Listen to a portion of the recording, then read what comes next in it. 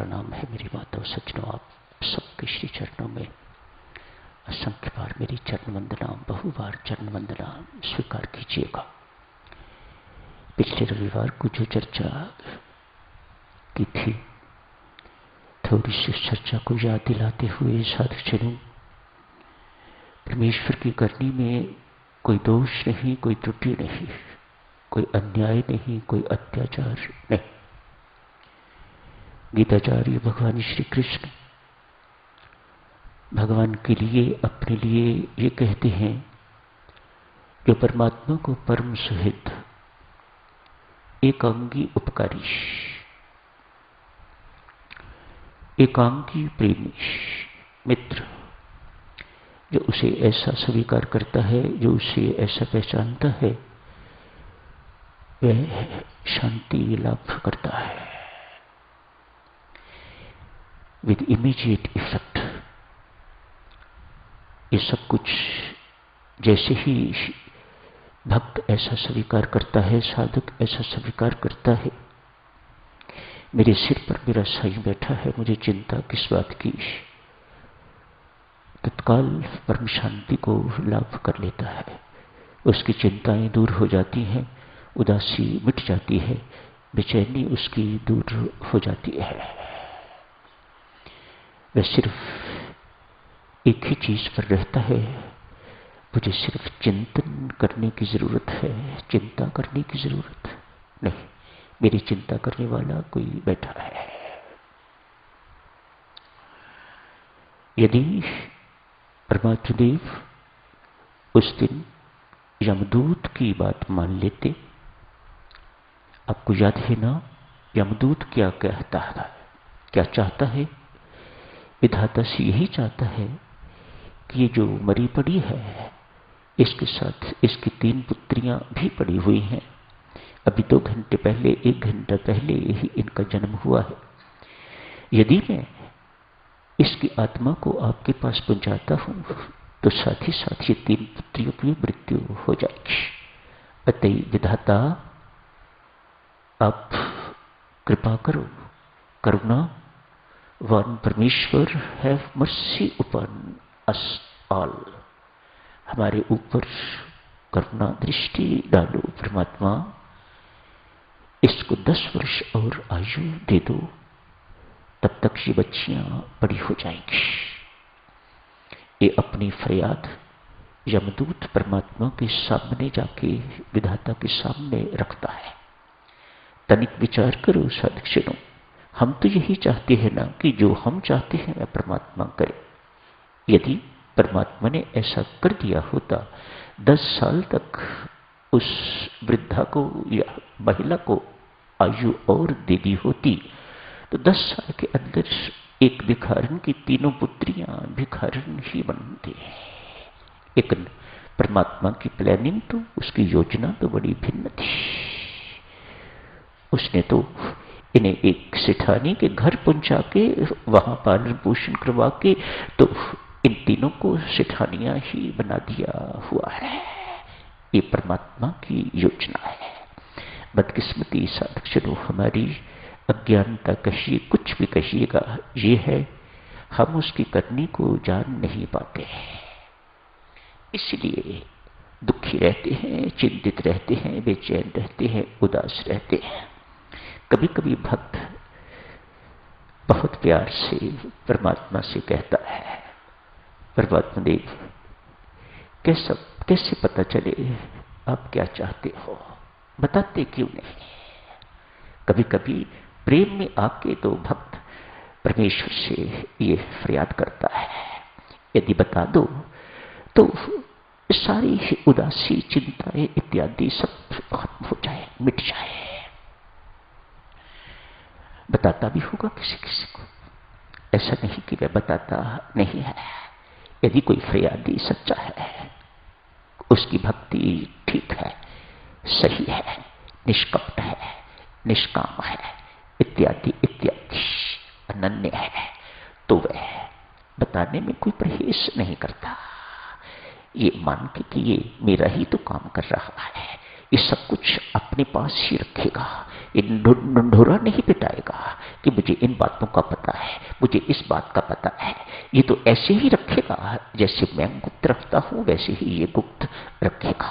पर इसको बताने से कईयों का भला हो जाएगा, इसलिए वह अपने गुप्त भेद भी किसी किसी के साथ खोल देता है।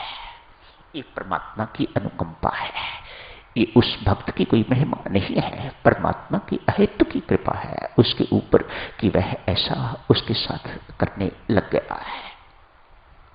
परम सुहृद है परमात्मा।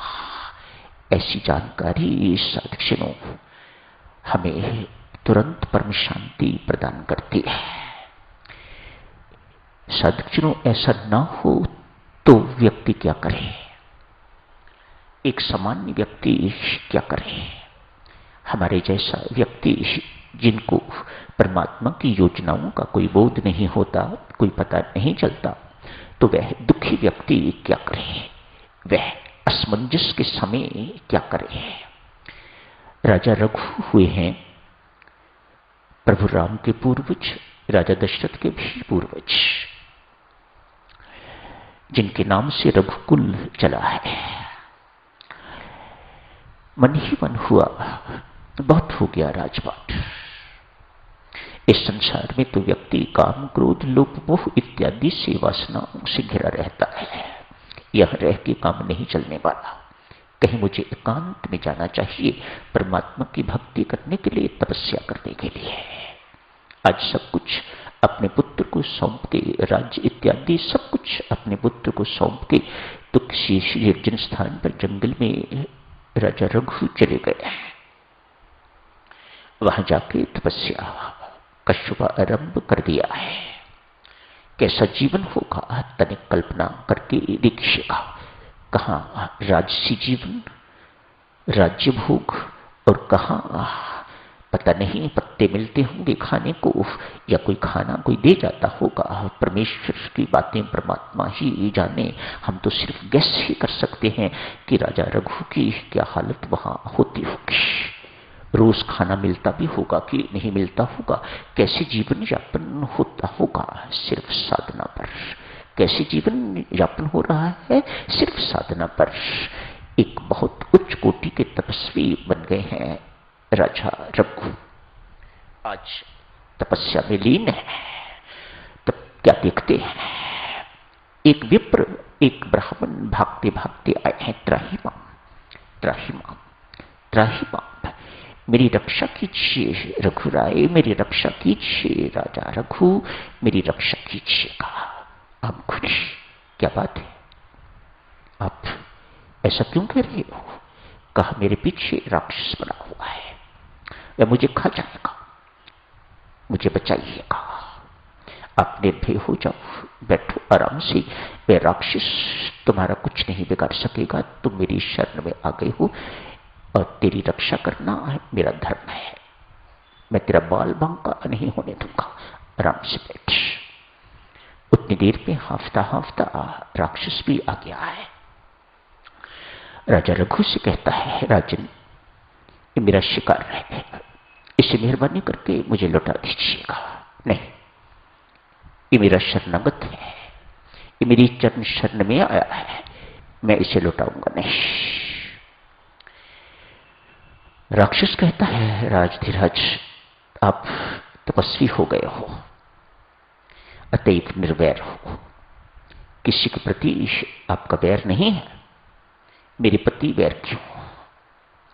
आप सब में परमात्मा देखने वाले हो। देखो साधकजनों, एक साधक के जीवन में, एक तपस्वी के जीवन में, एक संत के जीवन में, एक सामान्य व्यक्ति के जीवन में किस प्रकार की चीजें आके तो प्रस्तुत होती हैं, कैसी समस्याएं प्रस्तुत होती हैं, लोग कैसे कैसे तर्क देते हैं समझाने के लिए, इत्यादि इत्यादि। ऐसी ही समस्या इस वक्त राजा रघु के सामने है। आप निर्वैर हो, आप सब में परमात्मा देखते हो, आप एक की तो रक्षा कर रहे हो और दूसरे की जान ले रहे हो, आपको पाप लगेगा। मेरा भोजन है, इसे मुझे दीजिएगा, मैं इसे खाऊंगा, आप इसे बचाइएगा मत, आपको पाप लगेगा, मैं मर जाऊंगा। राजा रघु सोच में पड़ गए। ये बात जो भी ये कह रहा है शास्त्र के अनुसार कह रहा है। ऐसे असमंजस में हम अनेक बार होते हैं, क्या करें। महर्षि वशिष्ठ के सत्संग की बात बेटा याद आई। देखो, सत्संगति सिर्फ इसी वक्त काम नहीं आती। सत्संगति जो कुछ सत्संग में सुना गया है, जो कुछ सत्संग में किया गया है, इनका प्रभाव बहुत देर तक रहता है। इनका प्रभाव बहुत दूर तक जाता है। सत्संग के पड़े हुए संस्कार अमिट संस्कार कहे जाते हैं, कभी न मिटने वाले संस्कार कहे जाते हैं। महर्षि वशिष्ठ गुरु महाराज की बात याद आई। ऐसे समय में मन जप धैर्य को नहीं पावे, कुचिंता चित्त को चूर बनावे। राम नाम जपे चिंता चूर, चिंता मने चित चिंतन मूर्ख। स्वामी जी महाराज ने अमृतवाणी में लिखा है। महर्षि वशिष्ठ गुरु महाराज की बात याद आई। ऐसे असमंजस के समय में परमेश्वर के नाम का आश्रय लो। अपनी माला निकाली और राजा रघु ने माला जपनी शुरू की। राक्षस भी वही है, विप्र भी वही है। सिमरन आरंभ किया। किसकी प्रेरणा से? सत्संग की प्रेरणा से, गुरु महाराज की प्रेरणा से, सत्संग की प्रेरणा से। एक ही प्रेरणा मिलती है ना। सत्संग क्या कहता है बार बार? स्वामी जी महाराज क्या कहते हैं? क्या बार बार प्रार्थना करते हैं? क्या बार बार आदेश देते हैं, आज्ञा देते हैं? क्या जो मर्जी शब्द प्रयोग करो, क्या कहते हैं? यही ना, अधिक से अधिक सिमरन करो, अधिक से अधिक नाम जपो, सतत नाम जपो। और सत्संग से क्या मिलता है? घुमा फिरा के एक ही बात बार बार कही जाती है। सतत सिमरन करो, परमात्मा का स्मरण करो, परमात्मा का स्मरण करो, इत्यादि इत्यादि। माला निकाली, परमात्मा का नाम जपना, राम राम जपना शुरू किया। थोड़ी देर के बाद, थोड़ी देर के नाम स्मरण के बाद राजा रघु बड़ी विचित्र सी चीज देखते हैं। वह राक्षस नहीं रहा, उसकी आकृति बड़ी दिव्य हो गई है। उसकी आकृति, उसकी शक्ल, उसका आकार दिव्य आकार हो गया है। देवताओं जैसा आकार उसका हो गया है। वह राक्षस नहीं रहा, मानो उसकी राक्षस वृत्तियां सारी की सारी मर गई हैं। किस कारण? नाम जप के कारण। नाम जप वह नहीं कर रहा, रघुराज वह नाम जप कर रहे हैं। किसी के नाम जप से इतना प्रभाव कि उसकी राक्षस वृत्तियां खत्म हो गई। वह राक्षस नहीं रहा, वह दिव्य आकार वाला बन गया। हाथ जोड़ के कहता है, राजन, नाम का प्रताप, सत्संगति का प्रताप, मेरी राक्षस योनि खत्म हो गई। क्या बात है? कौन हो तुम? कहा, पिछले जन्म का राजा। कुछ ऐसे कुकर्मों के कारण मुझे राक्षस योनि में आना पड़ा। आज राम नाम के प्रताप ने, भगवान नाम जप के प्रताप ने, सिमरन ने मेरी योनि काट दी। साधकजनों, हमारे पास इसके सिवा और कोई सहारा नहीं है। यदि आप चाहो कि आप परमात्मा से ही सब कुछ पाना चाहते हो, तो फिर सहारा उन्हीं का होना चाहिए, संसार का नहीं। आपको उस दिन भी कहा था, जो परमात्मा को छोड़कर संसार का सहारा लेते हैं वे सदा दुखी रहते हैं। सकल दुखों का मूल है संसार का सहारा, परमात्मा के सहारे को छोड़ के। अतएव साधकजनों, हमारे पास परमात्मा की कृपा और परमात्मा की कृपा पर विश्वास के अतिरिक्त और कुछ नहीं है। आपको पुनः याद दिलाऊं, ज्ञान में 4 पुरुषार्थ हैं। भक्ति के मार्ग में साधकजनों, उन चारों पुरुषार्थों को कुछ नहीं कहा जाता, अलग रख दिया जाता है। भक्ति के मार्ग में एक ही पुरुषार्थ है, है, और वह पुरुषार्थ जिसे पांचवा पुरुषार्थ कहा जाता है वह है परमात्मा की करने पर, परमात्मा की कृपा पर विश्वास। ये भक्त का पुरुषार्थ है। एक राजा निसंतान है, संतान नहीं है, बहुत कोशिश करने के बावजूद भी संतान नहीं मिली। बहुत से सेवा के कार्य किए हैं अपने जीवन काल में। एक स्कूल भी है खुला हुआ अपना, आज उसकी इंस्पेक्शन के लिए गए। जाके पूछा, कोई मेधावी बालक यदि यहां हो तो वो मुझे बताओ, कोई बहुत होशियार बच्चा हो तो वह मुझे बताओ। मुझे केवल पुस्तक ज्ञान का ही चतुर बालक, मेधावी बालक नहीं चाहिए, वर्ल्डली वाइज ही नहीं चाहिए, मुझे आध्यात्मिक वाइज भी चाहिए, जिसके अंदर आध्यात्मिकता भी हो, ऐसा बालक मुझे चाहिए। पढ़ाई में भी अच्छा हो, हर चीज में अच्छा हो, ऐसा बालक मुझे बताइएगा। प्रिंसिपल साहब ने एक बालक की ओर इशारा करके कहा, महाराज ये बालक बहुत अच्छा है, हमारा मन कहता है, हमारा हृदय कहता है ये बालक एक ना एक दिन बहुत बड़ा इंसान बनेगा। इसके अंदर सारे गुण दिखाई देते हैं, इसके अंदर सारे गुण हैं, पढ़ाई इत्यादि कैसे करता है। कहा, राजा साहब इसके मां बाप नहीं है, मां बाप छोटी आयु में ही मर गए थे। मानो स्कूल आते ही इनके मां बाप की मृत्यु हो गई, लेकिन ये मां बाप अपने पुत्र पर इतने अच्छे संस्कार छोड़ गए हैं, मैंने अपने कानों से इसे कहते हुए सुना है। मेरे माता पिता कहा करते थे, बेटा हमारी मृत्यु के बाद किसी प्रकार की चिंता करने की जरूरत नहीं है। यहां का राजा बहुत दयालु है, यहां का राजा बहुत प्रेमी है, बहुत करुणावान है, वह किसी को इस प्रकार निस्सहाय नहीं रहने देता, अतएव किसी भी प्रकार की चिंता न करना। छोटी आयु थी, मां बाप मर गए हैं, उसके बावजूद भी हमने कभी इसे चिंतित नहीं देखा। यही कहता था, मेरे माता पिता मरते वक्त और उससे पहले मुझे यही कहा करते थे कि यहाँ का राजा बहुत दयालु है, बहुत कृपालु है, बहुत करुणावान है, उसके होते हुए तुम्हें अपने पालन पोषण इत्यादि की किसी भी प्रकार की चिंता करने की जरूरत नहीं। प्रिंसिपल साहब ये सब कुछ राजा साहब को सुना रहे हैं। तब से राजा साहब, हम सभी टीचर्स कुछ पैसे इकट्ठे करते हैं और इसकी फीस इत्यादि का होता है, इसके रहन सहन का, इसकी किताबों का खर्चा बर्चा सब कुछ हमें देते हैं। राजा साहब ने उस वक्त हुक्म दिया, प्रिंसिपल साहब इसे कुछ कहने की आवश्यकता नहीं, आज से इसका सारा खर्चा राज्य से आया करेगा। अमुक स्थान पर इसके रहने के स्थान बनेगा, वहां रहा करेगा, पढ़ाई करे, फिर मिलेंगे। तो चर्चा भी साक्षर यहीं समाप्त करने की इजाजत दीजिएगा। अगले रविवार को इस चर्चा को और आगे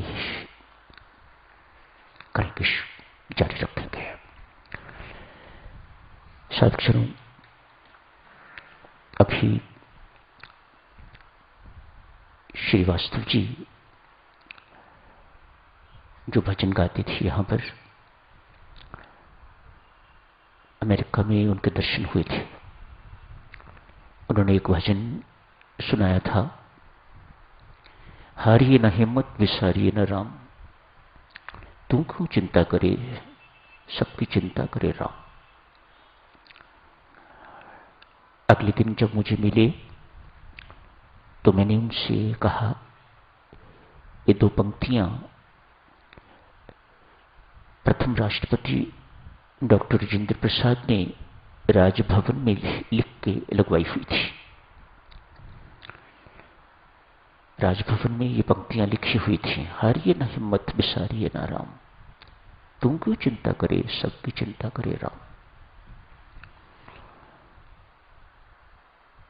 ये पंक्तियां प्रवचन में भी बोली गई थी।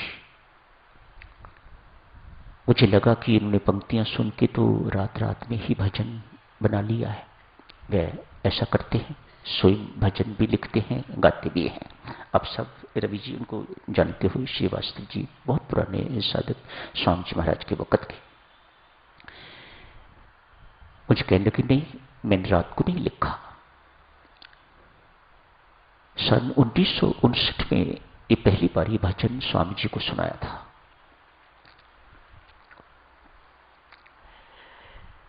उसके बाद 1968 में वो श्री प्रेम जी महाराज को सुनाया था। महाराज लुधियाना गए हुए थे, मैं भी वहां था, तो दूसरी बार भजन वहां सुनाया था। तीसरी बार अब 2011 में हम सब सुन के आए हैं ये भजन। सदक्षणों, इस भजन का तात्पर्य भी बिल्कुल ऐसा ही है